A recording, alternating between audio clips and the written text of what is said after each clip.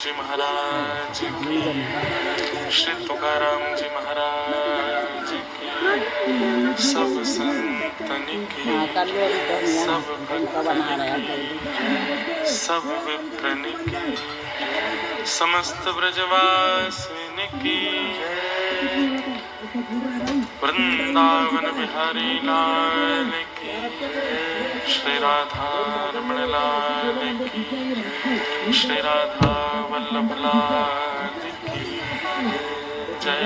जय श्री राधे, जय जय श्री राधे, जय जय श्री महालक्ष्मी मैया।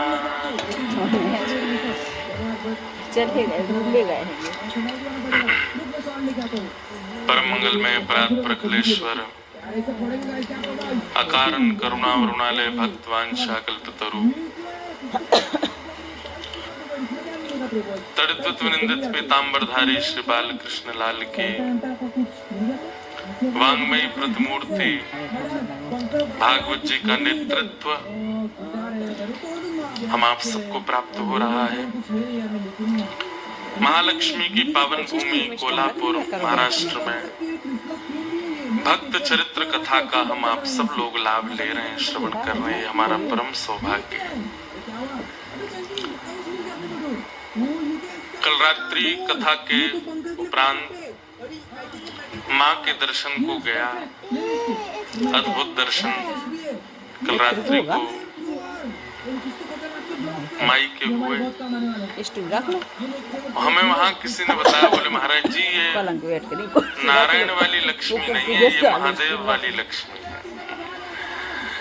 तो बोले आप कथा में आज जो संबंध बता रहे थे कि पंडरीनाथ भगवान हमारे जमाई हुए, हमने कहा देखो आप व्यास मंच से निकली हुई बात व्यर्थ नहीं हो सकती।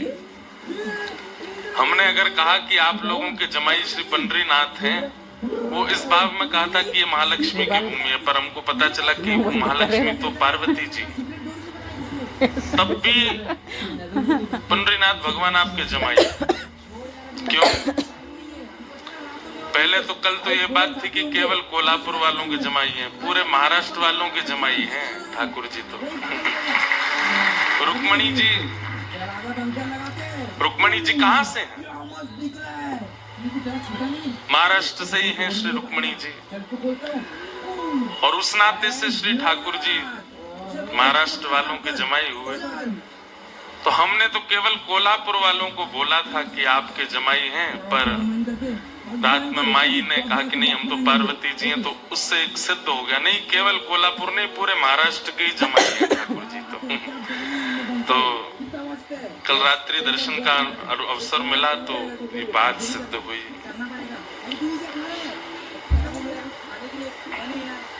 खूब आनंद, खूब सुख मिल रहा है कोल्हापुर में।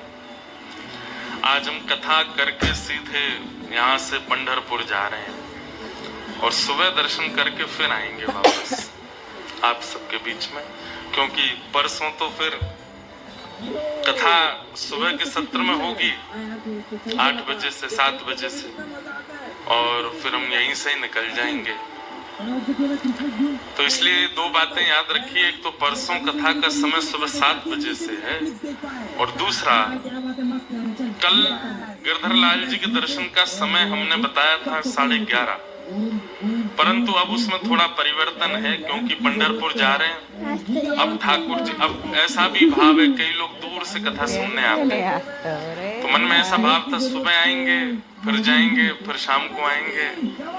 तो इसलिए अब ऐसा है कि शाम 4 बजे से श्री गिरधर लाल जी के दर्शन होंगे।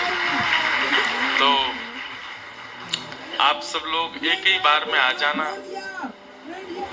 लाल जी के दर्शन करके, और फिर यहाँ कथा में आकर के सब लोग कथा श्रवण कर लीजिएगा, ऐसी भावना है। किसी ने हमको लिख करके कुछ भेजा है कि यहाँ पर बहुत से लोग मांसाहारी होते जा रहे हैं, तो कृपा करके लोग मांसाहार से बचें। इस विषय पर लोगों को अपनी वाणी से समझाने की कृपा करें, बहुत बड़ी कृपा होगी। देखिए, मांस आहार है ही नहीं मानवों का। हम केवल अपने स्वाद के लिए, और कई लोग तो प्रोटीन के नाम पर और ना जाने दुनिया भर के ताकतों के नाम पर मांसाहार को और ज्यादा प्रोत्साहित करते हैं। हम आपसे स्पष्ट रूप से कह दें, मांसाहार करने वाला व्यक्ति, उसके हाथ से देवता कभी एक पुष्प भी स्वीकार नहीं करते।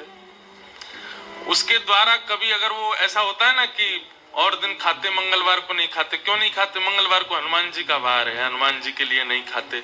सोमवार को नहीं खाते, सोमवार को शंकर जी का वार है। कोई फर्क नहीं पड़ेगा।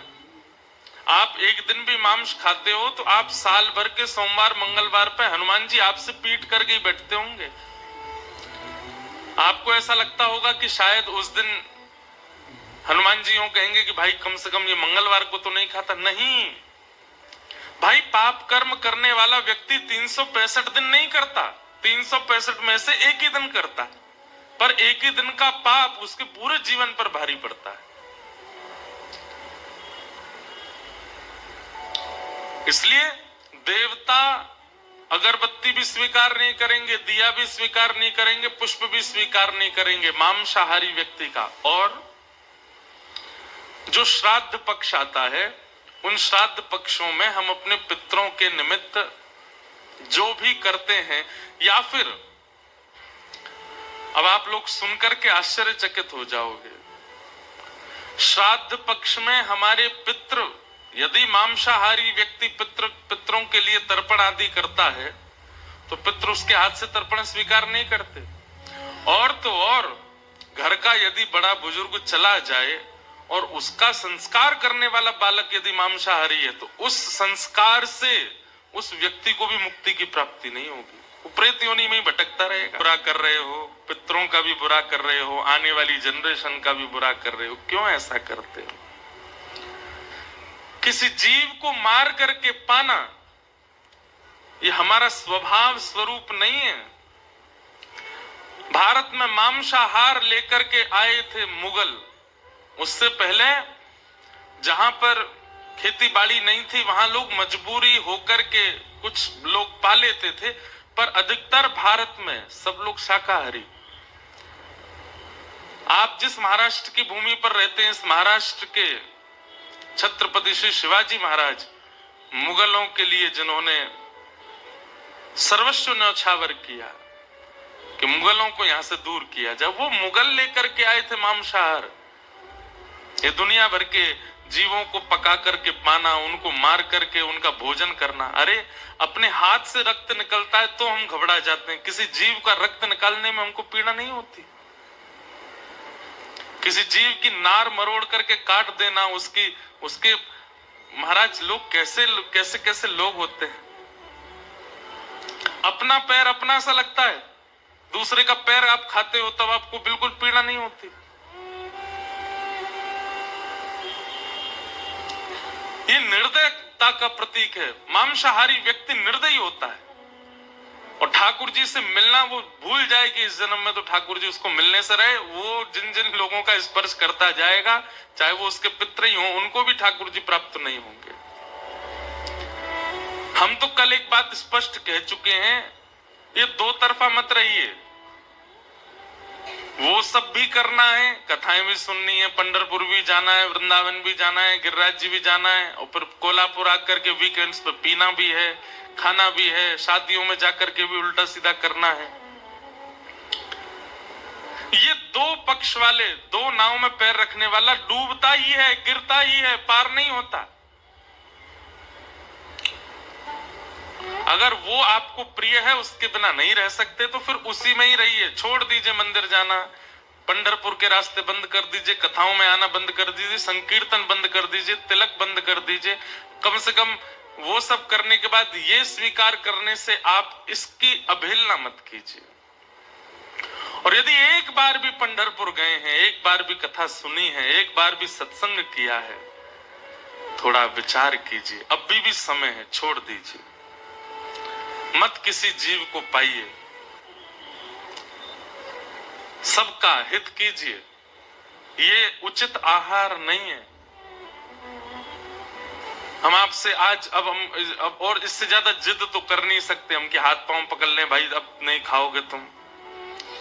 लेकिन एक बात निश्चित मान लीजिएगा, अभी तक माँ ने टोका होगा, अभी तक पिताजी ने टोका होगा, बच्चों ने टोका होगा, मित्रों ने टोका होगा कि मत खाओ, पत्नी ने टोका होगा, पर अब एक ब्रजवासी टोक रहा है। और अगर हमारी बात नहीं मानी तो वैसे तो हम कुछ नहीं है, सामान्य बालक हैं, लेकिन ब्रज के जन्मे हैं, हमारी बात नहीं मानी तो ब्रज को लाला आपसे कभी प्रसन्न नहीं रहेगा। इसलिए यहाँ से बाहर लोग जो हैं वो तो फ्री हैं, पर यहाँ जो सभा में बैठे हैं और जो लोग आ रहे हैं धीरे धीरे भी, जिन्होंने सुनी नहीं है ये बात, वो भी अगर सेवन करते हैं और नहीं छोड़ेंगे तो इसका परिणाम उचित नहीं होगा। परिणाम बंधु उचित क्या नहीं होगा, पता क्या होता है? अगले जन्म में वही बनेगा फिर जिसको आपने खाया था ना, जिन जिन के मांस आपने खाए हैं वे सब अगले जन्म में मित्र बनकर के आएंगे। बकरा, मुर्गा और जो भी आपने पाए वो सब आपस में एक ही कॉलोनी के मित्र बनेंगे, और एक दिन एक का जन्मदिन होगा, उस जन्मदिन में ये चारों पांचों सब जाएंगे और जाकर के एक टेबल पे बैठेंगे, वहां आप परोसे जाओगे क्योंकि आप वो बन के आओगे और फिर ये आपको खाएंगे।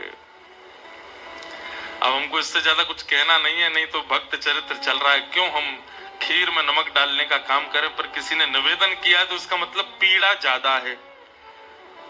किसी ने निवेदन किया है मंच पर, हमसे किसी ने कोई प्रश्न नहीं किया, किसी ने कोई जिज्ञासा नहीं की, पर निवेदन हाथ जोड़ के किया है, इसका मतलब है कि ये बहुत ज्यादा फैल रहा है। एक बात हमारी मान लीजिएगा, आप अपनी सारी इंद्रियों को भले ही बेकाबू होने दीजिए, लेकिन जीव को अपने वश में कर लीजिए। जितम सर्वम जिते रसे, अगर किसी ने अपनी रसना को जीत लिया वो सबको जीत लेगा, वो विश्व विजयी बन जाएगा। और जिसने रसना को नहीं जीता वो उसकी आंखें भी मटकेंगी, उसके कान भी दूषित सुनने में रुचि रखेंगे, उसके हाथ भी स्पर्श के अधिकारी, स्पर्श की खोज में रहेंगे। जिसकी जीव वश में नहीं है उसकी सारी इंद्रियां उसके हाथ से निकल जाएंगी। इसलिए इस जीव से एक बार विट्ठल कहा है, इस जीव से एक बार राम कृष्ण हरि कहा है। चलो विट्ठल कह दिया, रामकृष्ण हरि कह दिया, पर इस जीव से एक बार श्री राधा कहा है। अब इस जीव का दायित्व बनता है आपका कि इस जीव पर कुछ भी असद वस्तु ना जाए। नहीं तो नाम लेना जहां पुण्य का कार्य होता है, नाम लेना जहां भक्ति का स्वरूप होता है, आप लोगों का नाम लेना पाप हो जाएगा। आप किशोरी जी का नाम लेते हो और फिर इसी जीव पर कुछ अशुद्ध वस्तु लेते हो। किशोरी जी तो हमारी बड़ी भोली हैं, वो तो कुछ कहेंगे नहीं, पर ठाकुर जी सुदर्शन चक्र भेजेंगे कब देना। और ठाकुर जी का सुदर्शन चक्र कलयुग में पता कैसे आता है? ऐसा नहीं कि सर धर से अलग कर दिया, वो तो सतयुग त्रेता द्वापर में होता है। कलयुग में तो सुदर्शन चक्र आता है आर्तों के रूप में, पीड़ाओं के रूप में, कष्ट के रूप में, विपत्तियों के रूप में। अच्छा, कई बार ऐसा होता है कि हम पे विपत्ति आए हम सह लेंगे, लेकिन ठाकुर जी ऐसा सुदर्शन चक्र चलाते आपको विपत्ति नहीं देंगे, जिनसे आप प्रेम करते हो उनको विपत्ति देते हैं, उनको कष्ट देना प्रारंभ करते हैं। क्यों? बोले भाई तुम अपने आचरण को नहीं सुधार पाए। इसलिए हमारी प्रार्थना है आपसे, मांस और वो सफेद सफेद जो गोल गोल आता है वो, और मदिरा, इनका सेवन मत कीजिए। आपको एक बार को, वैसे तो कई लोग हो सकता है मेरी इस बात से नाराज भी हो जाएं कथा सुनने वाले लाइव में, पर प्याज लहसुन खाने से पाप नहीं लगता। हाँ, ये होता है कि अगर आप भक्ति साधन में हो तो भक्ति साधन में आपकी बढ़ोतरी नहीं होगी अगर आप बहुत ज्यादा प्याज लहसुन का सेवन करते हो, क्योंकि वो तामसी वस्तु है ना, उससे आप भाव नहीं प्रकट कर पाओगे हृदय में। कथा सुनते हैं, नेत्र बंद हो जाएं, सजल हो जाएं, ये स्थिति आपकी नहीं बन पाएगी, क्योंकि वो तामसी भोजन है। कहीं ना कहीं दुर्गंध आपके मन में, बुद्धि में बनी रहती है। बाकी उससे पाप लगेगा ऐसा नहीं है, पर ये तो पाप है। इसलिए हमारी प्रार्थना भैया, मत पाइए, मत खाइए। ये जो वस्तुओं पर लाल चिन्ह होता है ना, उसमें वो होता है अंडा, वो भी मत पाइए। अब कम से कम कथा सुन रहे हैं, भक्त चरित्र सुन रहे हैं, तो अब तो आप लोगों को त्याग करना है। वैसे तो यहाँ अधिकतर संख्या उनकी होगी जो नहीं खाते हैं, पर अगर उनके कोई मित्र खाते हैं, प्रिय खाते हैं कुछ, उनको ये वीडियो काट के दिखा देना भैया। काय को अपने माता पिता का अनित कर रहे हो, मत पाइए। तो ये बस इतना ही हम जिद कर सकते हैं, और इससे ज्यादा क्या जिद कर दें बताओ। हाथ माम तो पकड़ेंगे नहीं। बाकी आप सबका जीवन निज है। बंबई आदि शहरों के लोग तो यही कहते हैं, हमारा निज जीवन, माय लाइफ माय रूल्स। आप कौन होते हो इंटरफेयर करने वाले? कोई नहीं है भैया, खाओ, दका-दक खाओ, खूब आनंद से खाओ। फिर कई लोग कुतर्की होते हैं, वो बलि प्रथा लेके आ जाएंगे। अरे हमारे धर्म में भी तो बलि होती है, यूं होता है, त्यों होता है, यहाँ पे ये करते हैं, वहां पे ये करते हैं, उन्होंने भी तो खाया था, ये भी तो किया था। अरे अब उसके लिए तो फिर अलग से एक संवाद करें, भक्त चरित्र क्यों सुन? उसके लिए तो अलग से एक संवाद होना चाहिए। कल हम कह रहे थे कबीर दास जी का एक पद हमको सुनाना है। श्री कबीर दास कहते हैं, डर लागे और हंसी आवे, अजब जमाना आया रे।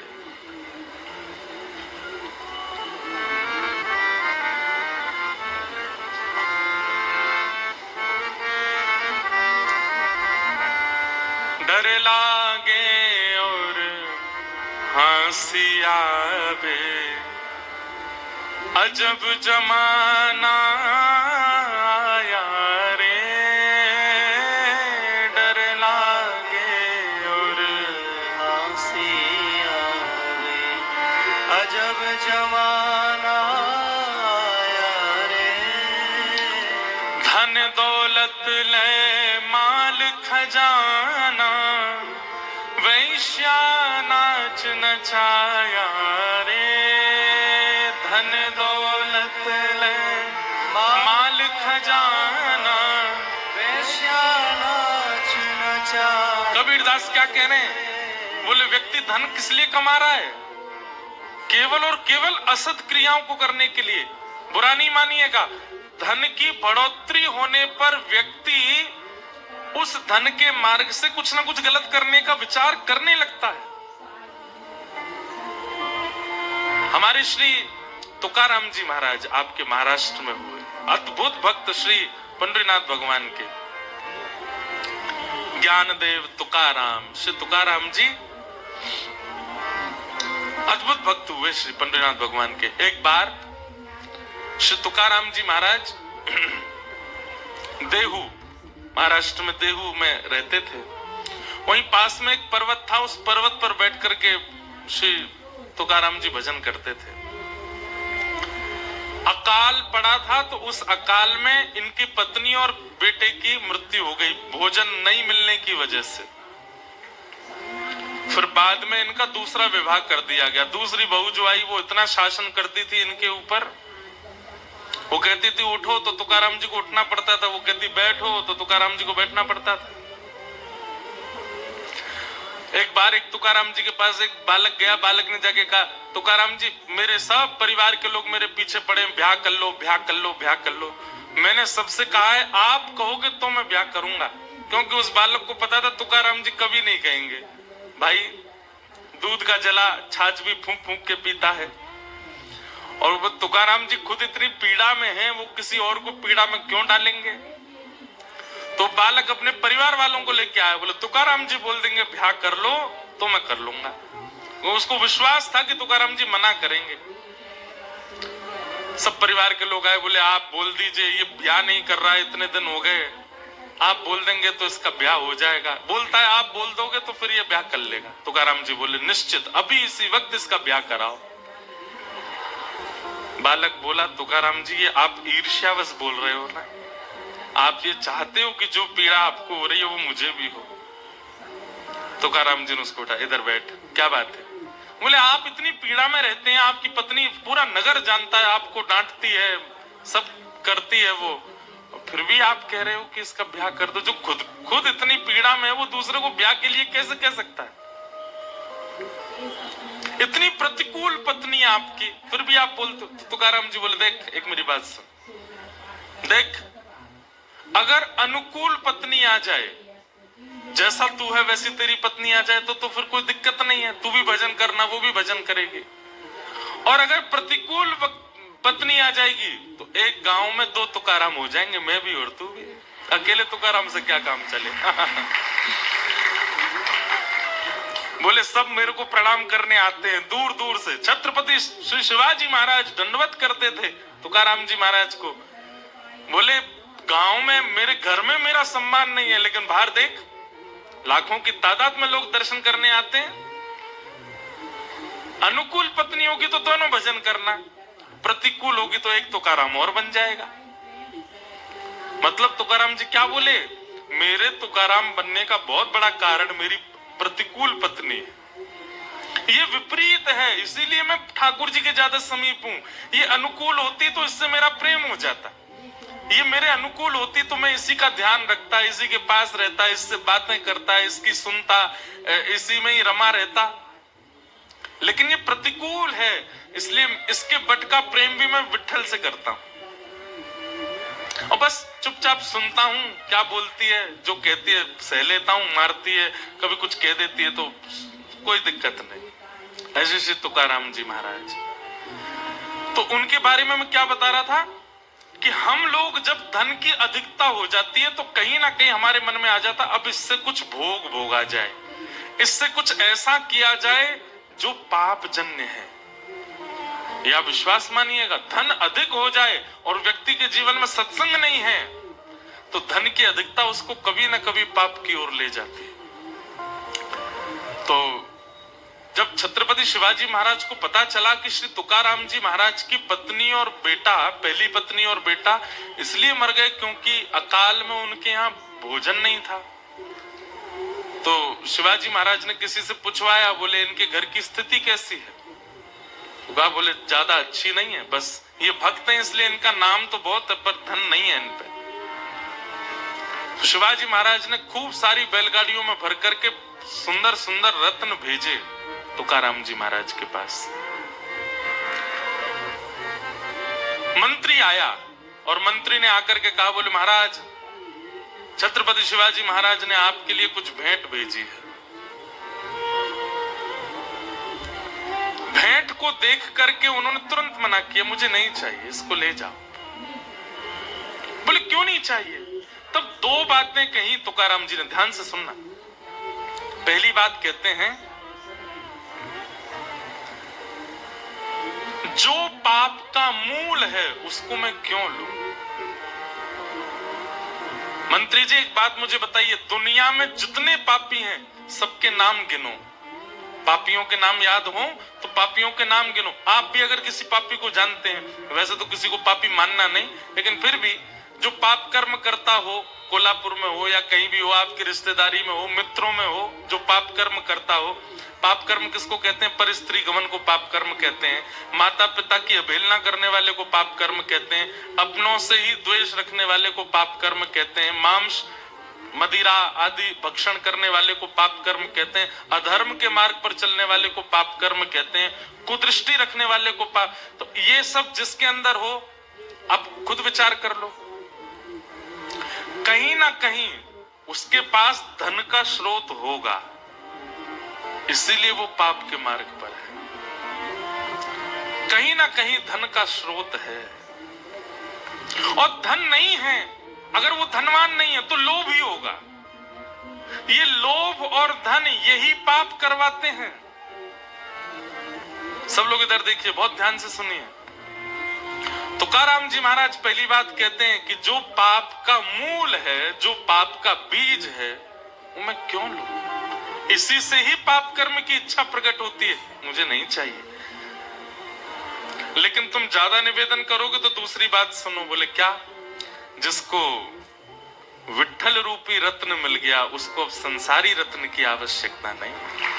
जिसको साक्षात श्री कृष्ण रूपी रत्न मिल गया, पायो जी मैंने नाम रतन धन पायो, पायो जी मैंने नाम रतन धन पायो। वस्तु अमोलक दी मेरे सद्गुरु, वस्तु अमोलक दी मेरे सद्गुरु, वस्तु अमोलक दी मेरे सद्गुरु, वस्तु अमोलक दी मेरे सद्गुरु, पायो जी मैंने नाम रतन धन पायो, पायो जी मैंने नाम रतन धन पायो। जन्म जन्म की पूंजी पाई, जन्म जन्म की पूंजी पाई, जन्म जन्म की पूंजी पाई, जन्म जन्म की पूंजी पाई। जग में सभी घुमायो, जग में सभी घुमायो, पायो जी मैंने नाम रतन धन पायो, पायो जी मैंने नाम रतन। और कैसा है ये धन? खर्च ना खूटे, चोर ना लूटे, खर्च ना खूटे, चोर ना लूटे, दिन दिन बढ़त सवायो, दिन दिन बढ़त सवायो, पायो जी मैंने नाम रतन धन पायो, पायो जी मैंने नाम रतन धन पायो। मीरा के प्रभु गिरधर नागर, मीरा के प्रभु गिरधर नागर, गाओ। मीरा के प्रभु गिरधर नागर, मीरा के प्रभु गिरधर नागर। हरस हरस जस गायो, मैं तो हरस हरस जस गायो, पायो जी मैंने नाम रतन धन पायो, पायो जी मैंने नाम रतन धन पायो, पायो जी मैंने विठ्ठल रतन धन पायो, पायो जी मेरे विठ्ठल रतन धन पायो। खर्च ना खूटे, खर्च नहीं होता कभी भी, और चोर ना लूटे। चोर दुनिया की सब सामग्री लूट ले जाएगा, पर ठाकुर जी का प्रेम कैसे लूटेगा हमारे हृदय से?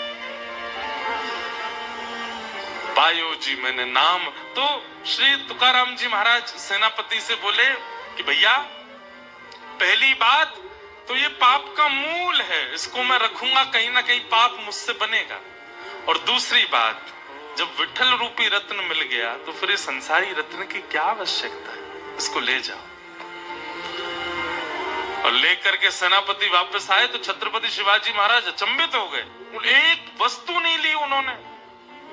समय निकाल करके अब शिवाजी महाराज गए तुकाराम जी के पास, देखो, और जाकर के दंडवत किया। बोले कि आपके इस त्याग को, आपके समर्पण को, आपके इस विरक्ति भाव को मैं दंडवत करता हूं भगवान, मुझे आप शिष्य स्वीकार करो। आप सोचोगे धन नहीं लिया, शिवाजी महाराज को शिष्य तो बना लिया होगा, नहीं, वो भी नहीं किया। तुकाराम जी महाराज बोले, भगवान देखिए, आप पूरे राष्ट्र का गौरव हैं, आपकी वजह से हम संत महापुरुष प्रेम से भजन कर पा रहे हैं शिवाजी महाराज, पर आपका गुरु मैं नहीं हूं। वहां भी त्याग किया। हम आप में से कोई होता तो कोई छोड़ता? बोले अच्छा है। आज के प्रधानमंत्री समझ लो, अगर वो आ जाएं आपके घर तो आप मना करोगे? नहीं। लेकिन तुकाराम जी मना कर रहे हैं। तुकाराम जी कह रहे हैं मैं आपका गुरु नहीं हूं, आप तो वन में जाइए, वन में आपके गुरु आपकी प्रतीक्षा कर रहे हैं। समर्थ गुरु रामदास वो आपके गुरु रूप में समर्थ गुरु रामदास को स्वीकार किया छत्रपति शिवाजी महाराज ने, पर वे तुकाराम जी के प्रति भी गुरु भाव रखते थे। इतना बड़ा त्याग। मैं एक बात अपने जीवन में अपनी कथा में कहा करता हूं कि भैया ठाकुर जी जीवन में आएंगे ना, एकला चलो रे, अकेले रहने का बहुत मन करने लगेगा। बहुत धन की कामना, बहुत संबंधों की कामना, बहुत नाम यश कीर्ति की कामना आप नहीं करोगे। भले ही अपने आप हो जाए आपकी कीर्ति, वो बात अलग है, पर आप बहुत सब चीजों से बचने का प्रयास करोगे। बहुत ज्यादा एक एकांत प्रिय लगने लगेगा। रखोगे नहीं, बांटोगे, लुटाओगे। लेकिन श्री कबीरदास जी क्या कह रहे हैं? डर लागे और हंसी आवे, अजब जमाना आया रे। धन दौलत ले माल खजाना, वैश्या नाच नचाया रे। संसार के लोग धन कमा करके कुछ गलत करने ही भागते हैं। आजकल के युवा जब जॉब करना शुरू कर देते हैं तो जैसे ही पैसा आता है तो कहां भागते हैं? मनाली जाएंगे, गोवा जाएंगे, कसौल एक जगह है हिमाचल में, वहां जाते हैं। हम तो उत्तर भारत में ही रहते हैं तो हमको तो पता है कहां कहां जाते हैं। उनसे कहो जगन्नाथपुरी चले जाओ, वहां तो कुछ मिलेगा ही नहीं। क्या नहीं मिलेगा? धुआं नहीं मिलेगा, पीला पानी नहीं मिलेगा, ये तो यही मिलेगा। वहां जाते हैं। मतलब धन की बढ़ोतरी होते हमारे मन में पाप आ जाता है। कबीरदास जी कह रहे हैं कितने आश्चर्य की बात है। और मुट्ठी भर अन्न साधु मांगे, कहे लाज नहीं आया रे। और यदि कोई मुट्ठी भर अनाज आपसे मांग लेता है तो उससे क्या कहते हैं? तुमको लज्जा नहीं आती है? चलो मेहनत करके कमाओ, खुद हमसे मांग रहे हो। वहां पर ये सारे दूषित काम करना धन से, उसमें हमको लज्जा नहीं होती। लेकिन किसी में दान पुण्य करना हो, संत महात्माओं को, आपको हम कहां तक बता दें, आप लोग आश्चर्य करोगे। हम तो कोई साधु नहीं है, कोई महात्मा नहीं है, संत नहीं है। हम आप सबकी तरह ही, हम भी गृहस्थी हैं, पर कथा करते हैं इसलिए लोग हमको बाबा जी बोल देते। कई जगह लोगों को लगता है इनमें कोई मंत्र शक्ति होगी, धीरे से कानों बोल देते हैं। ये जो प्रणाम कर रहे हैं ना, इनको एक बेटा हो जाए। अरे तो भाई हम पे, हमको कौन है? हम आशीर्वाद दे दो, आप इसका काम बन जाए। बालक आएंगे, कल हमारा एग्जाम है, हम पास हो जाएं। बताओ कैसी बात करते हैं आप। परिश्रम करिए, कर लीजिए, जो आपको चाहिए वो सब मिल जाएगा।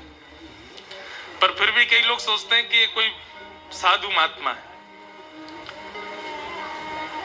फ्लाइट में अगर हम चले जाते हैं ना, तो हम तो ऐसे ही जाते हैं। फ्लाइट वाले अब तो नहीं, पर अब तो जानने लग गए। अब तो सब रील्स वगैरह देखते रहते हैं। अब तो सब जगह पहचान वाले बहुत मिल जाते हैं। पहले की बात बता रहा हूं, जब जानते नहीं थे ना, तो धोती वाला जैसे हवाई जहाज में चढ़ता, उसको देख के उनको यूं लगता है ट्रेन नहीं थी क्या, जहाज में आ रहा है। मतलब हवाई जहाज में केवल सूट वूट वाले ही जाते हैं, धोती वाला नहीं जा सकता। कभी कभी अच्छी वाली टिकट होती है ना बिजनेस क्लास में, वो हो जाती है, कई लोग कर देते हैं। अब तो लाल जी रहते हैं हमारे साथ, तो जहां जाते हैं हम पहले बोल देते हैं भैया लाल जी आ रहे हैं, कर दो। तो बिजनेस क्लास में देख करके कई लोग हंस जाते हैं। एयरपोर्ट पर बिजनेस क्लास का काउंटर अलग होता है, वहां अगर आप चले जाओ तो उधर है इकोनॉमी। अरे भाई टिकट तो देख ले, बिजनेस क्लास सही है। क्यों? धोती के प्रति ऐसा भाव। कितना अजब जमाना है। केवल हम वेशभूषा से ये अनुमान लगा लेते हैं कि ये व्यक्ति तो सामान्य है। बेचारा ट्रेन में भी 10 जगह से इकट्ठा करके तब टिकट बनवा के जा रहा होगा। ऐसी भावना रखते हैं महात्माओं के प्रति, साधुओं के प्रति, ब्राह्मणों के प्रति। ये कितना दुर्भाग्य है हमारा।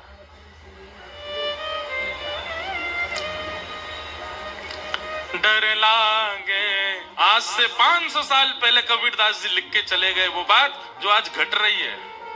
डर लागे और हंसी आवे, अजब जमाना यारे। यहाँ पर फटी जीन्स पहनने वाले को फैशनेबल कहा जाता, धोती पहनने वाले को ओल्ड फैशन कहा जाता है। लेकिन हम तो फिर भी भैया बड़े प्रसन्नता से घूमते हैं। व्यक्ति तैयार क्यों होता है? कि लोग उसको देखें, इसलिए तैयार होता है। महंगी कपड़े क्यों पहनता है? कि लोग उसको देखें। आप चलो बढ़िया 5-10 हजार के कपड़े पहन के, हम चल रहे हैं 300 रुपया की कुर्ता धोती पहन के। देखते हैं दोनों में से किसको ज्यादा देखते हैं लोग? हमको ही देखेंगे, हम पे ही दृष्टि जाएगी सबकी।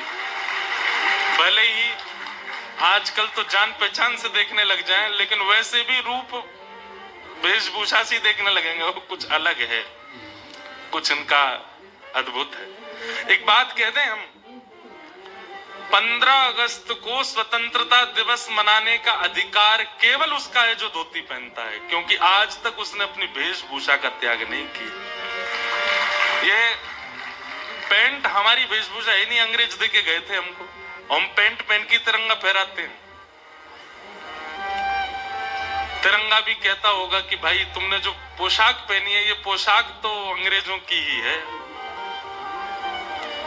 ये है असली भारतीयों की पोशाक। देखो पीछे जितने भक्तों के आपको स्वरूप दिखेंगे, एक भी पेंट में दिख रहा है आपको? सब धोती में है। और छोड़ो, आज तक पंडरीनाथ भगवान ने पहना, आज भी धोती पहनते, 5000 सालों से विराज रहे। असली स्वतंत्र तो हम और हमारे ठाकुर हैं। असली स्वतंत्र तो हम हैं कि आज तक अपनी वेशभूषा में व्यवस्थित हैं। मुट्ठी भर अन्न साधु मांगे, कहत लाज नहीं आया रे। डर लागे और हंसी आवे, अजब जमाना यारे।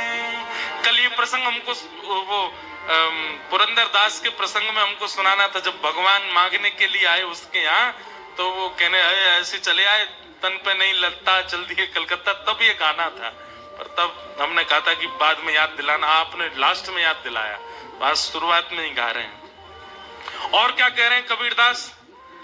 कथा होत, सुनिएगा, कथा होत तहां श्रोता सोवे।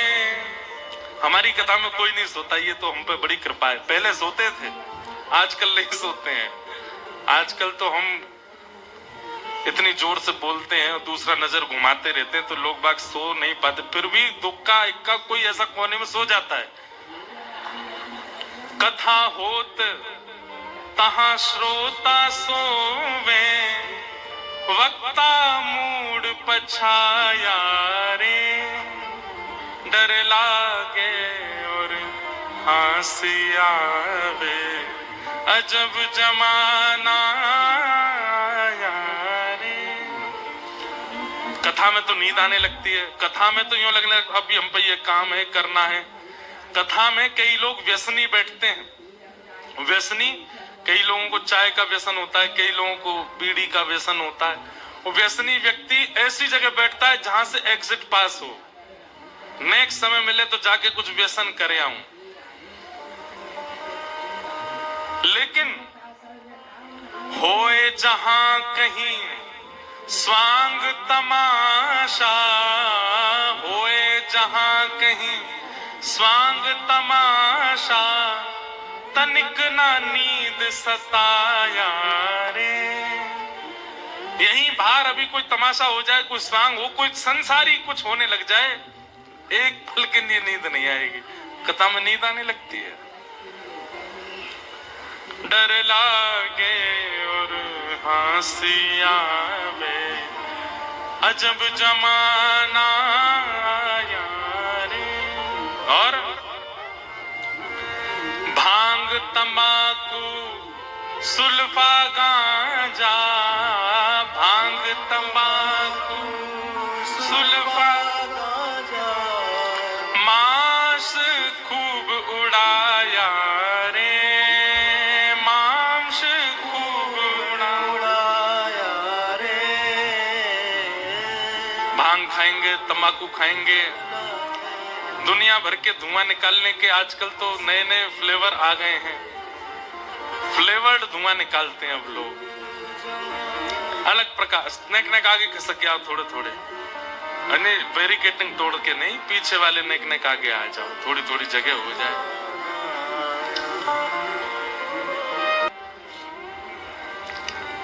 रोज कह दिया जाए कि सुबह अपने ठाकुर जी का चरणामृत लिया करो, उसका नियम नहीं बना पाते। आप कभी बीड़ी पीने वाले, सिगरेट पीने वाले को देखो, नियम से पीता है, सुबह उठते ही पिएगा, भोजन के बाद फिर पिएगा, दोपहर में फिर पिएगा, शाम को फिर पिएगा, रात में सोने से पहले फिर पिएगा। नियम, उसको कोई बताना नहीं पड़ता, वो नियम से, और खत्म हो जाती, खुद खरीदने जाता, किसी से मंगाता भी नहीं है, नियम से पीता है। लेकिन हरि चरणामृत नैन धारे, हरि चरणामृत नैन, रोज उसको कहें, गुरुजन कहते हैं कि भाई ठाकुर जी का चरणामृत रोज पान किया करो। ऑफिस आए, चरणामृत लिया था, बहुत देर हो रही थी, जल्दी में भाग लिया मैं, तो वो इतना भारी लग जाता है, 2 बूंद हरि चरणामृत का इतना भारी लगता है कि उसको, उसका नियम नहीं बना पाते हम लोग। हरि चरणामृत नैन धारे, हरि चरणामृत नैन धारे, महुआ चाखन आया रे। ये मध्य प्रदेश में एक वो होती है, एक फल होता महुआ, उससे शराब बनती है। हरि चरणामृत। अच्छा एक बात बोलूं, आपको बुरा नहीं मानना, महाराष्ट्र में मैं जब घूमता हूं ना, तो मैं देखता रहता हूं दुकानों के ऊपर जो नाम बड़े सुंदर भगवान के नाम पे यहाँ पे नाम रखते हैं, अमृत तुल्य चाह।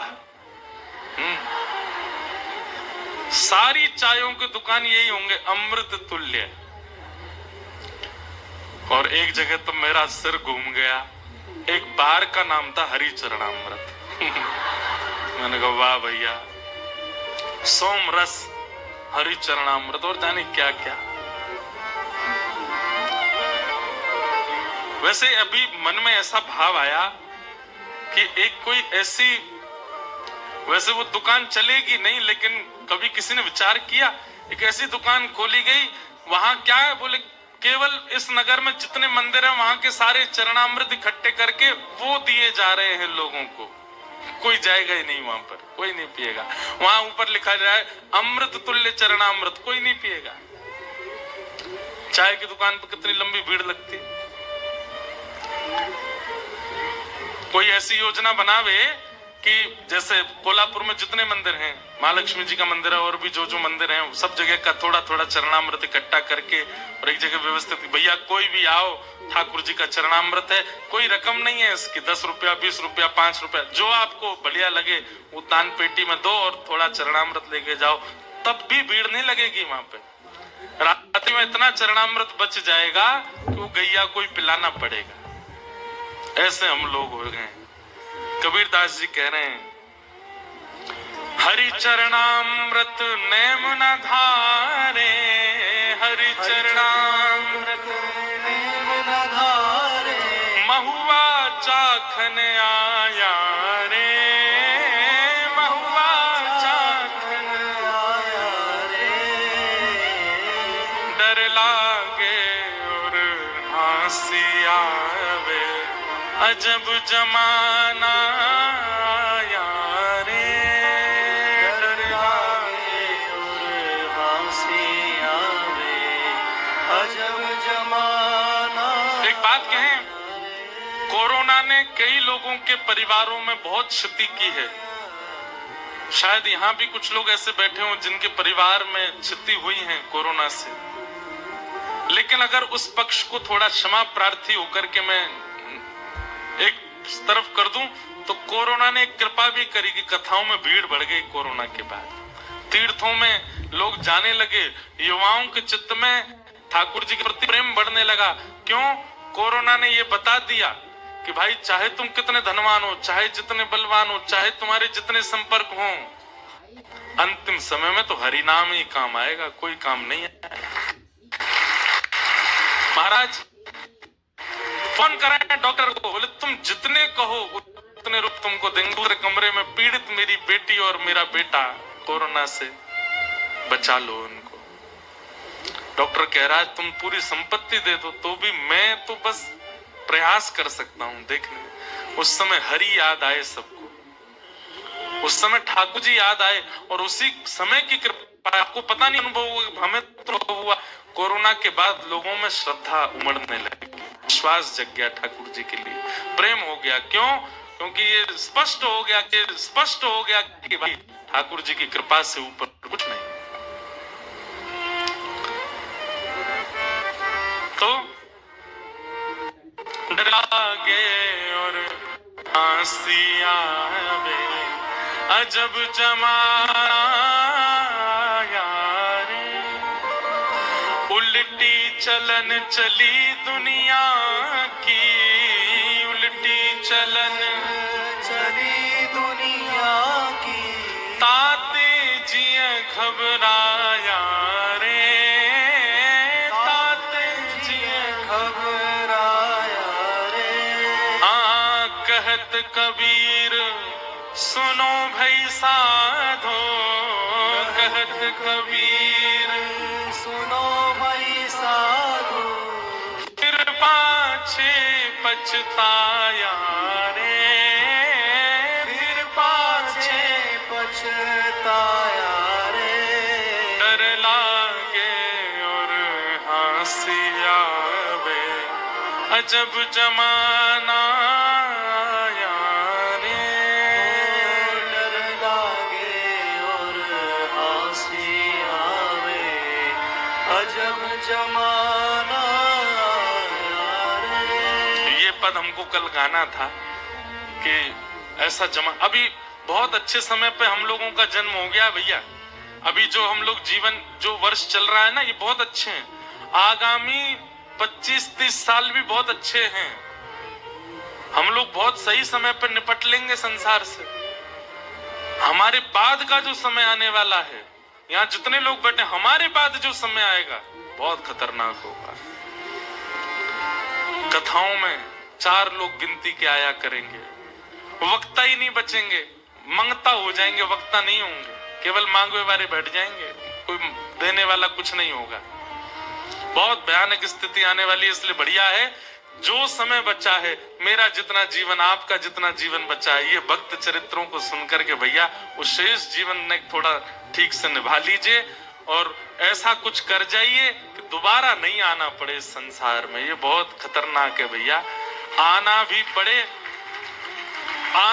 पड़े तो ठाकुर जी से नित्य प्रार्थना करो, हे नाथ अगर मेरे पुनर्जन्म की आपने सोच रखी है कि मुझे लेना ही पड़ेगा तो वृंदावन में देना। मोरहू बनाओ तो बनाओ श्री वृंदावन को, जो नाच नाच कुहक कुहक आपको रिझाऊंगो। बंदरहू बनाओ तो बनाओ श्री वृंदावन को, कूद कूद डारन पे भोर को जगाऊंगो। बने तो हम वृंदावन के बने। ठाकुर जी से ये 2 ही प्रार्थना करते हुए अपना भक्त जीवन व्यतीत करना है। आगामी शेष, पहला कि हे नाथ या तो पुनर्जन्म देना नहीं, और देना हो तो वृंदावन में देना। आप चाहे जो बनाना चाहो हमको, देना वृंदावन।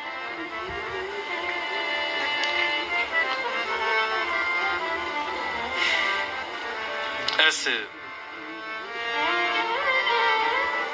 भाव से कथाएं श्रवण कीजिए। भगवान पंडरीनाथ के परम वैष्णव भक्त हुए चोखा मेला। आप अयोनिज थे। अयोनिज का मतलब होता है आपका जन्म माता पिता से नहीं हुआ था। वैसे तो चोखा मेला जी का ऐसा भाव बताया जाता है कि आप ज्यादा श्रेष्ठ जाति में आपका जन्म नहीं हुआ था। एक बात आपने कभी अनुभव की, कितने भी भक्त चरित्र सुन लो, भक्त चरित्रों में जाति की प्रधानता कभी नहीं होती। ये जाति बिरादरियों का ज्यादातर पॉलिटिशियन में ही इसका ज्यादातर भेद चलता है। हम लोगों में घोले जाने वाली ये बातें ज्यादातर ये राजकीय रूप से हमारे अंदर घोली जाती है। भक्ति भाव में कहाँ है बताइए मुझे? कितने नाम में गिना दूं ऐसे जिनको जाति के रूप में छोटा बताया गया और ठाकुर जी ने उनको हृदय से लगाया। उन्हीं के एक प्रमाण है चोखा मेला। श्री तुकाराम जी महाराज वे भी ब्राह्मण नहीं थे, पर उनको सब वंदन करते थे। श्री नामदेव जी महाराज, केवल ब्राह्मण होना सर्वाधिक श्रेष्ठ का भाव नहीं होता है। आप किसी भी जाति में हो, ठाकुर जी के रहो। और एक बात हम कहें, ये जाति में जन्म लेना एक प्रकार का टास्क है। ठाकुर जी कह रहे हैं तो में सामर्थ हो तो अपने भक्ति भाव से अपनी इस जाति के बंधन को तोड़ के दिखा, अपनी इस जाति से ऊपर निकल के दिखा। आज हमारे भारत के एक राष्ट्रपति पूर्व रहे एपीजे अब्दुल कलाम, थे मुस्लिम, पर क्या उनको साधुओं ने वंदन नहीं किया? क्या उनको संतों ने स्वीकार नहीं किया? शंकराचार्य भगवान ने भी उनको स्वीकार किया। सब संत महापुरुष ब्राह्मण सब उनको देखते तो हाथ जोड़ते थे, सबने स्वीकार किया। क्यों? क्योंकि उन्होंने एक जाति से ऊपर उठ गए वे, इसलिए सबने स्वीकार किया। इसलिए भैया हमारी प्रार्थना है कि अपने मन से, अपने भाव से, अपने कर्म से, अपने स्वभाव से ऊपर उठिए। आपको कोई देखे तो देख करके आपके प्रति भाव यह है, निश्चित ब्राह्मण ही होगा, निश्चित वैष्णवी होगा, निश्चित ऐसा ही होगा। चोखा मेला जी, आपके माता पिता नैष्ठिक ब्राह्मण थे। पंडरीनाथ भगवान का दर्शन करने के लिए जा रहे थे और दर्शन करने जाते समय कुछ आम साथ में ले जा रहे थे भगवान को अर्पित करने के लिए। कई बार बंधुओं ऐसा होता है कि ठाकुर जी को आपके द्वारा प्रदत्त वस्तु बहुत ज्यादा प्रिय लग जाती है, तो ठाकुर जी के सन्मुख पहुंचने से पहले ही ठाकुर जी किसी योजना से उसको स्वीकार कर लेते।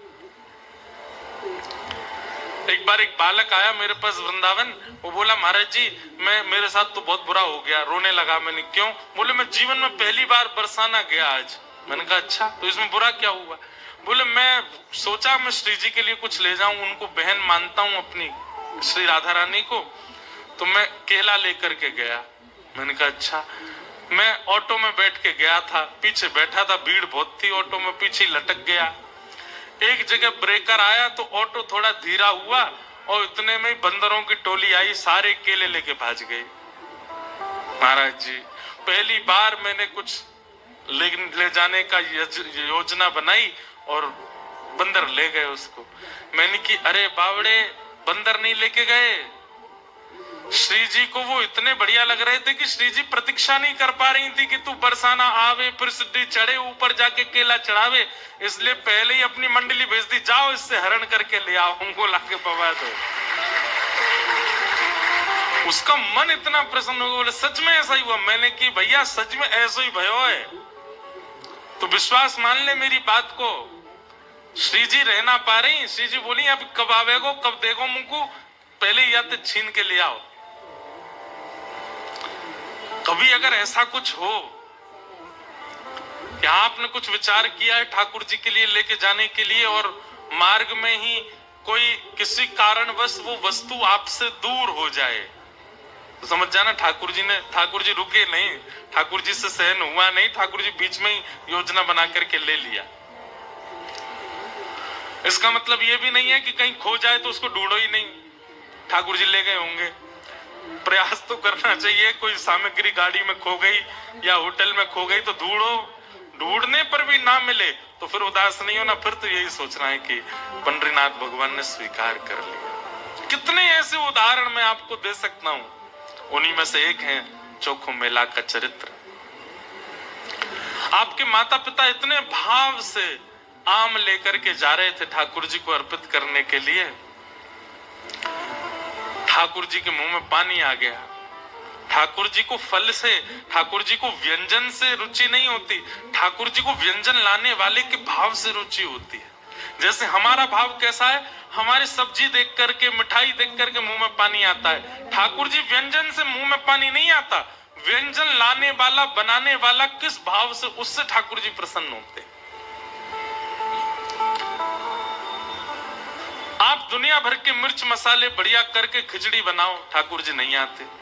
पर कर्मा भाई वो बिना नहाए धोए बनाती है, और कभी कभी खिचड़ी चलाने के लिए अपने दांतुन के पिछले भाग से चला देती है, दांतुन करते करते, और बिना नहाए धोए पात्र में लेकर के ठाकुर जी के आगे धर देती है। श्री जगन्नाथ जी दौड़े दौड़े आते हैं उसकी खिचड़ी पाने। क्यों? व्यंजन की दृष्टि से, व्यवहारिक दृष्टि से और मेरी आपकी दृष्टि से वो खिचड़ी पाने योग्य नहीं है, पर बनाने वाली का भाव इतना श्रेष्ठ है कि ठाकुर जी जगन्नाथपुरी से दौड़ के आते थे खिचड़ी पाने। तो एक बात याद रखिएगा, आप यदि ये सोचते हैं कि श्री पंडरीनाथ भगवान को विशिष्ट व्यंजन दिया जाए, विशिष्ट व्यंजन उनको प्रिय नहीं है, देने वाले का स्वभाव कितना विशिष्ट है, तो फिर वस्तु चाहे कितनी भी सामान्य हो, ठाकुर जी को प्रिय लगती है। भैया सबरी के चरित्र में क्या हुआ? सबरी ठाकुर जी के लिए बेर लेके बैठी है, तो उसके मन में आया कि मैं ठाकुर जी को खट्टे बेर नहीं खिला सकती, तो पहले चख के देखती है, मीठा होता है तो ठाकुर जी को देती है, खट्टा होता है तो फेंक देती है। अब ठाकुर जी जूटा नहीं पाते, लेकिन सबरी का भाव इतना प्रिय है, सबरी के प्रेम इतने प्रिय हैं कि ठाकुर जी उसको पाने लगे। एक चरित्र ऐसा आता है कि ठाकुर जी पाते थे, सबरी इतने में दूसरा बेर चख करके देती थी, ठाकुर जी के हाथ में ऑलरेडी एक होता था, तो ठाकुर जी उसको लेके पीछे खड़े लक्ष्मण जी को देते, लो लक्ष्मण जी पाओ। लक्ष्मण जी बेर लेके कहते झूठा है, मैं किस खाऊं? तो राम जी तो बैठे हैं बेचारे दूर। जब लक्ष्मण जी को शक्ति लगी और श्री हनुमान जी महाराज संजीवनी बूटी लेकर के आए, पूरा पर्वत लेकर के आए, वैद्यों ने संजीवनी निकाल करके जैसी लक्ष्मण जी को प्रदान की, लक्ष्मण जी जीवित हो गए। तो जब वापस लौट करके अयोध्या गए, तो लक्ष्मण जी ने राम जी से कहा, भैया आपकी आज्ञा हो तो ये संजीवनी पर्वत जो है लंका में आया है हिमालय से, जिससे हमारे प्राण रक्षा हुई, इसको अयोध्या ले चलें। क्यों? बोले इसमें बढ़िया बढ़िया संजीवनी बूटी है, कभी किसी को पीड़ा होगी दे दिया करेंगे।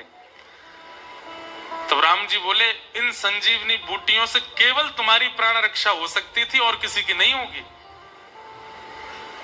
लक्ष्मण जी बोले क्यों? ये तो संजीवनी बूटी है। बोले संजीवनी बूटी कैसे निर्मित हुई? बोले कैसे हुई?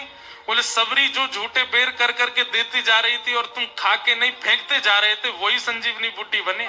वो सबरी के झूठे उच्छिष्ट बेर ही संजीवनी बूटी बने, और उनसे ही तुम्हारी प्राण रक्षा हुई है। इससे तुम्हारी ही प्राण रक्षा होती और किसी की नहीं होती। भाई राम रावण युद्ध में तो लंका में इतने सारे राक्षस भी मारे गए, स्वयं रावण भी मारा गया, संजीवनी पर्वत तो वहीं था, लाके बूटी कोई दे देता उनको, बच जाते वे लोग भी। पर नहीं, केवल लक्ष्मण की प्राण रक्षा हुई, क्योंकि वो सबरी के उच्छिष्ट बेर, उसके मुख में अमृत है, प्रेम का अमृत, भाव का अमृत, भक्ति का अमृत, उससे बचे हो तुम। तब लक्ष्मण जी बोले, मैं भाव समझ नहीं पाया सबरी का।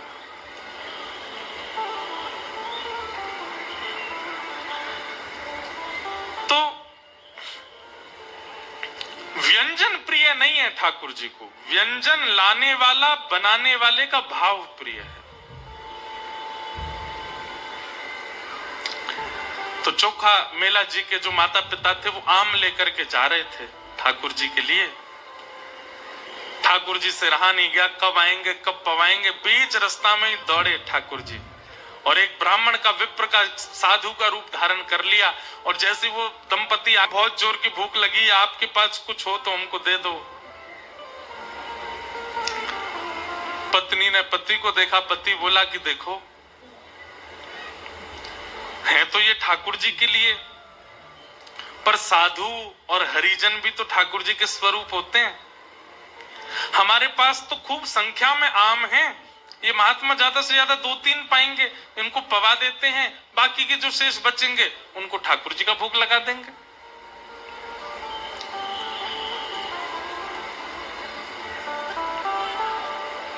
वैसे ये नियम नहीं है। अगर किसी ने पहले वस्तु का सेवन कर लिया, भले ही वो फल ही क्यों ना हो, एक साथ फल रखे थे, उनमें से पहले किसी ने पा लिया, तो उन बाकी के फलों का भोग ठाकुर जी को नहीं लग सकता, ये नियम है। पर कहीं कहीं भक्तों के चरित्र में ऐसी लीलाएं भी आती हैं। अब मेरे तो बहुत सारे चरित्र आते हैं, तो मैं सब सुना दे रहा हूं। हमारे ब्रज में हुए श्री गोविंद दास। कौन? गोविंद दास ठाकुर जी के सखा थे, ठाकुर जी उनके साथ खेलते थे। तो गोविंद दास एक बार क्या हुआ कि ठाकुर जी की प्रसादी सिद्ध हुई रसोई घर में, और रसोई घर में प्रसादी बड़े नियम से सिद्ध होती है, मुंह पे कपड़ा बांध करके, और बिल्कुल अपरस में रसोईया सिद्ध करते हैं प्रसादी मंदिरों में। मुंह पे कपड़ा क्यों बांधते हैं? कि कहीं प्रसाद की सुगंधी अगर हमको आ गई, तो कहीं सुगंधी से हमारी जीभ में पानी आ गया तो ठाकुर जी भोग नहीं लगाएंगे। इसीलिए उसको कहते हैं अमनिया। क्या बोलते हैं? अमनिया। ठाकुर जी को जो निवेदित नहीं हुआ है, वो रोटी, वो सब्जी, वो दाल जो आपने बनाई, उसको बोलते अमनिया। मतलब उस पर हमारा मन भी नहीं आया अभी तक, ठाकुर जी पाएंगे उसके बाद हम उसका सेवन करेंगे, इसलिए उसको अमनिया कहा जाता है। इसलिए कई बार कई भक्त लोग आते हैं ना, कुछ खीर बना के लाते हैं, हलवा, तो मैं उनसे पूछता हूं अमनिया है? तो बोलते हैं क्या? मैं कहता तो अमनिया है, तो बोलते अमनिया मतलब, मैंने कहा शुद्ध है ना, भोग तो नहीं लगा, किसी ने पाया तो नहीं? हाँ हाँ हाँ शुद्ध है। अमनिया का मतलब जिसपे आपका मन, खुद का भी मन ना आया हो अभी तक, जिसकी सुगंधी आपको नहीं पता हो, जिसकी सुगंधी, जिसका स्वरूप आपको अभी नहीं भाया हो, केवल ठाकुर जी को भोग लगे, उसको अमनिया कहते हैं। अब इसमें कई पद्धतियां हैं अलग अलग संप्रदायों की। कई मंदिरों में चखिया होते हैं। चखिया कैसे होते हैं? वो भोजन पहले चख लेते हैं, ठाकुर जी के लायक है कि नहीं, फिर ठाकुर जी को भोग लगता है। कई मंदिरों में ऐसा नहीं होता। तो रसोईया प्रसादी लेकर के जा रहे थे, तो बीच रास्ता में गोविंद दास बैठे थे, रसोई और मंदिर के बीच में। तो गोविंद दास बोले, ए रसोईया बाबा, एक काम करो, थाली यहीं धर दूं, मैं पालूं पहले। रसोईया को बड़ा गुस्सा आया, बोले ठाकुर जी को भोग लगा नहीं है, ठाकुर जी को निवेदित हुआ नहीं, और तुम कैसे कह रहे हो कि हमको दे दो, ठाकुर जी को भोग लगेगा पहले। बोले अरे नहीं नहीं नहीं, ठाकुर जी को बाद में लग जाएगा, पहले मुंह पवाओ। तो रसोईया ने थाली ले जाकर के रख दी रसोई घर में, और दौड़ करके गोसाई श्री विठलनाथ जी, जो श्रीनाथ जी के प्रमुख सेवक थे, उनसे जाकर के शिकायत कर दी। बोले गोविंद दास के ऊधम दिन प्रतिदिन बढ़ते जा रहे हैं। बोले आज क्या हो गया? बोले मैं भोग लेके जा रहा था ठाकुर जी के लिए, और ये गोविंद दास बीच रास्ता में ही कह रहे हैं मुझे पहले पवा दो, और जिद कर रहे हैं, बोले ठाकुर जी बाद में पाएंगे, पहले मैं पाऊंगा। गोसाई जी बोले ये तो गलत है, ठाकुर जी की प्रसादी पहले कैसे पालेगा, बुला के लाओ उसको। तो गोविंद दास सामने आए। गोसाई जी बोले, हे गोविंदा, तुम क्या कर रहे थे आज? ठाकुर जी का भोग लगा नहीं, तुम पहले ही मांगने लगे प्रसाद। तो गोविंद दास के नेत्र बंद हो गए, सजल हो गए। बोले जय जय जी, आपको लाला ठाकुर जी जो है कहा है ना, जे तो भोग पाते ही और अपनी लकुटी उठामे, छड़ी उठामे, बंसी उठामे, गैया चरावे वन में चले जाएं, और फिर ये जब चले जाएं, भोग के बाद आरती होवे, आरती के बाद मंदिर बंद होते, तब ये चले जाते हैं, उसके बाद हम लोगों को प्रसाद मिलता है। हम प्रसाद पावे में रहे, तब तक ये वन में चले जाएं। अब मैं प्रसाद पाके जब वन में जाऊं तो ये ढूंढे नहीं मिले, फिर मुझे पूरा दिना निकल जाए, मैं खूब ढूंढूं, वन में ना मिले, वृक्षन पे ना मिले, यमुना जी पे ना मिले, सब जगह ढूंढ आऊं, और इतने में ही संध्या के घंटे घड़ियाल बज जाएं, ठाकुर जी के उत्थापन की आरती होने लगे। ब्रजभाषा हमारे ब्रज में एक रीति है कि 12 साढ़े 12 बजे सारे मंदिर बंद हो जाते हैं और फिर शाम को 4:30 5 बजे खुलते हैं। मैंने कितनी बार कथा में कहा है, ठाकुर जी सोते नहीं है, ठाकुर जी गैया चराने गए हैं वन में, इसलिए मंदिर बंद होते हैं। बिहारी जी, राधा रमन जी, राधा वल्लभ जी, सारे मंदिर बंद होते हैं दोपहर में। क्यों? ठाकुर जी गैया चरावे गए। तो गोविंद दास बोले आप भोग पधराओ, भोग पधरावे के बाद फिर आरती करो, आरती के बाद फिर कपाट बंद करो, ये तो चले जाएं गैया चरावे और फिर के बाद हमें मिले प्रसादी। और प्रसादी में इतने सारे भक्ता में धीमे धीमे पूड़िया में धीमे धीमे सब्जियां, इतना विलंब है जाए कि ठाकुर जी फिर हम ढूंढवे जामे तो जंगल में ढूंढे नहीं मिले। या हमारे मैं कह रहा हूं पहले ही पवाए दो ताकि मेरा पेट भर जाए तो मैं लाला के संग जंगल चलो जाऊंगा गैया चरावे। ये सुनकर के गुसाई जी के नेत्र सजल हो गए कि भाई इस कलिकाल में आज भी गोविंद दास को ठाकुर जी का अनुभव होता है। ये ठाकुर जी के साथ के तब से उन्होंने नियम बना दिया, वो जब तक गोविंद दास है इसको पहले ही पवा दिया करो ताकि ठाकुर जी के संग गैया चराने जा सके। ऐसे कुछ भक्तों के लिए ठाकुर जी ने ये अधिकार दिया क्योंकि उनका भक्ति भाव, उनका प्रेम भाव सख्य की स्थिति में, ठाकुर जी को सखा मानते हैं। गोविंद दास जी का अगर आप चरित्र सुनोगे तो कई विषयों पर आपको विश्वास ही नहीं होगा। एक प्रसंग सुनाऊं, हो सकता है कई लोगों के मन में ये आ जाए ये कैसे हो जाएगा, पर ये है। गोविंद दास एक दिन सुबह सुबह जंगल में शौच के लिए गए थे। शौच समझ रहे हैं ना, तब बाथरूम तो होते नहीं थे, जंगलों में ही जाते थे लोग। सुबह सुबह शौच के लिए गए तो गोविंद दास को इतना प्रिय मानते थे ठाकुर जी, सखा मानते थे अपना। हमारे श्रीनाथ जी को पता चली गोविंदा जंगल गए हो है, ठाकुर जी भी पहुंच गए। अब यहाँ गोविंद दास निवृत्त हो रहे हैं जंगल में और ठाकुर जी ने देख लिया, अच्छा वहां बैठो है। सो ठाकुर जी बेर तोड़ तोड़ के लाए और पीछे से ऐसे मारने लगे उन्होंने। अब गोविंद दास ने देखी कायरो है, तो देखे ठाकुर जी तो बेर मार रहे हैं। अब इस बात को कौन विश्वास करेगा, पर ये लीला है, ठाकुर जी करते थे गोविंद दास के साथ।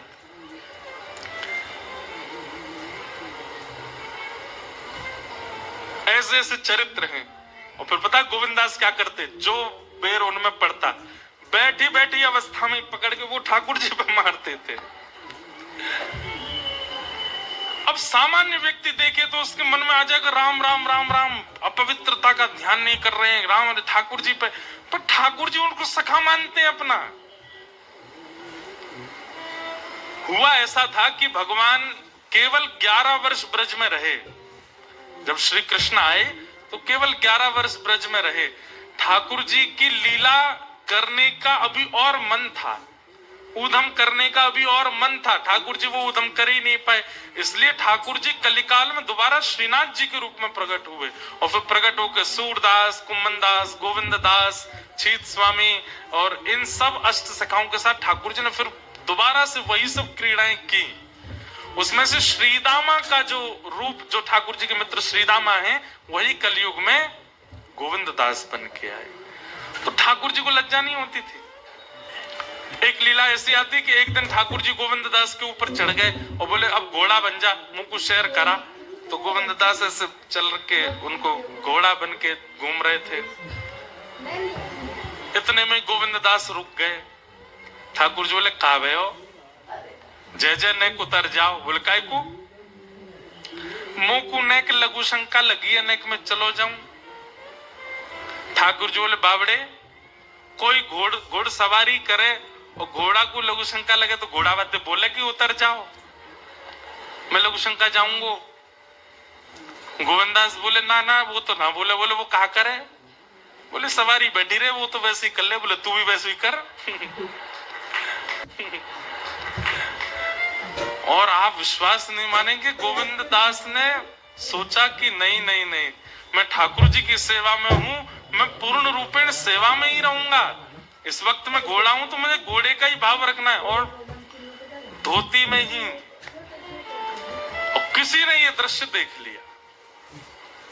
और जाकर के गोसाई जी को शिकायत कर दी। बोले गोविंद दास बिल्कुल उसने आचार मर्यादा सब पानी में बहा दी, ऐसे कर रहा था जंगल में। गोसाई जी ने बुलाया तो गोविंददास ने बताया, बोले जय जय बैठे पीठ पे, मोते बोले अब तू घोड़ा है भैया, कोई घोड़ा कहे कभी कि भैया उतर जाओ, मैंने जा रहा हूँ जंगल झाड़ी है क्या आऊं, घोड़ा तो चल तो फिर तो कर ले या हमारे मैंने कर ले। गोसाई जी ने तब से नियम बना दिए, बोले भाई गोविंद दास की कोई शिकायत मत किया करो मुझसे, उसको सब चीज की छूट है। क्यों? वो ठाकुर जी उसके संग ही रहते हैं। ऐसे सखा श्री गोविंद दास।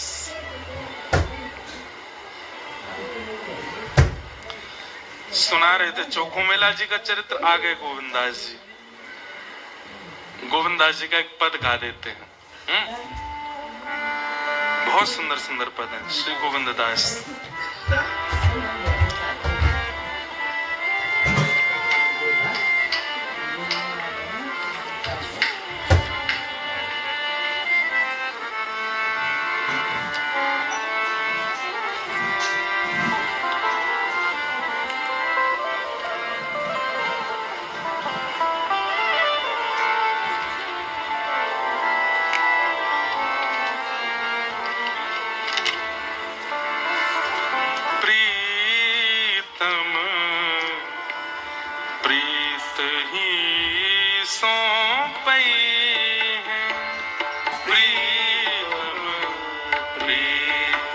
गोविंददास कह रहे हैं, हाँ यद्यपि रूप गुण शील सुधरता, यद्यपि गुण शील सुधरता, इन बातन नारी झई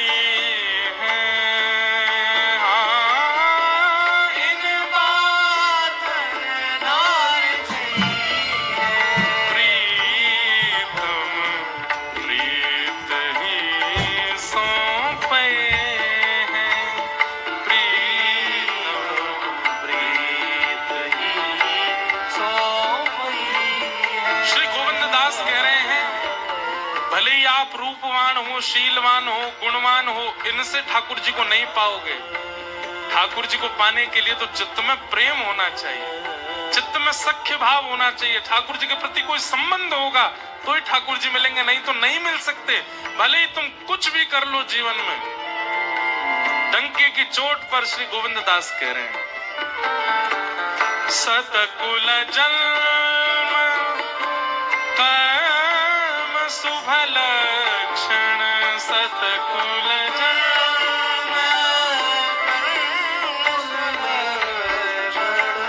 सतकुल जन्म कर्म शुभ लक्षण, सतकुल